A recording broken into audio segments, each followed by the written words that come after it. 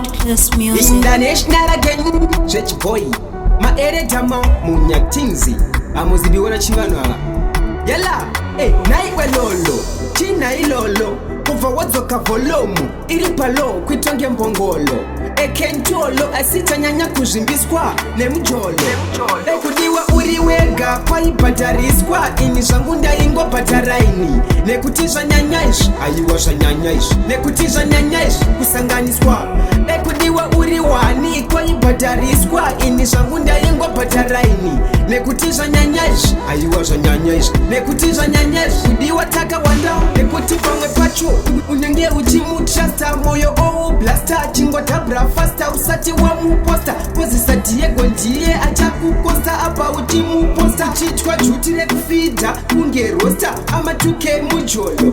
Disaster. Rasta. Moyo wakutoda simendi. Jimatombo mavu. Ova wa uplasta. Wotokasta. Kudiwa uriwega. Kwa ibatariswa. Ini shangunda ingo bataraini. Nekutiza nyanyaish. Ayiwasha nyanyaish. Nekutiza nyanyaish. Kusanganiswa. Kudiwa uriwani. Kwa ibatariswa. Ini shangunda ingo bataraini. Nekutiza nyanyaish. Ayiwasha nyanyaish. Nekutiza nyanyaish. Kudiwa taka wanda. Tanya ndiye akandisanganisa na mukanya. Pelinda akandidumanisa na tatenda vanojita anashanti Melissa. Yolanda tanaka vimba inatasha. Nana Amanda kunyanya tanyaradzwa. Wangu unopakwadzwa. Usazochema nembonje apa waudzwa. Ananoku vanokutengesa huku mukati after vokumbunyikidza kodzero dzako. Uriwega kwa ibatariswa. Ini shangunda ingo bataraini. Nekutiza nyanyaish. Ayiwasha nyanyaish. Nekutiza nyanyaish. Kusanganiswa.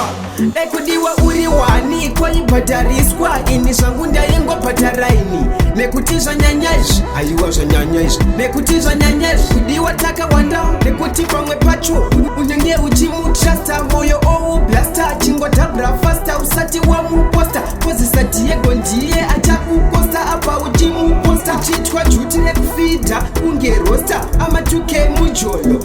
Disaster. Rasta. Moyo wakutoda simendi. Jimatombo mavu. Ova wa uplasta. Wotokasta. Kudiwa uriwega. Kwa ibatariswa. Ini shangunda ingo bataraini. Nekutiza nyanyaish. Ayiwasha nyanyaish. Nekutiza nyanyaish. Kusanganiswa.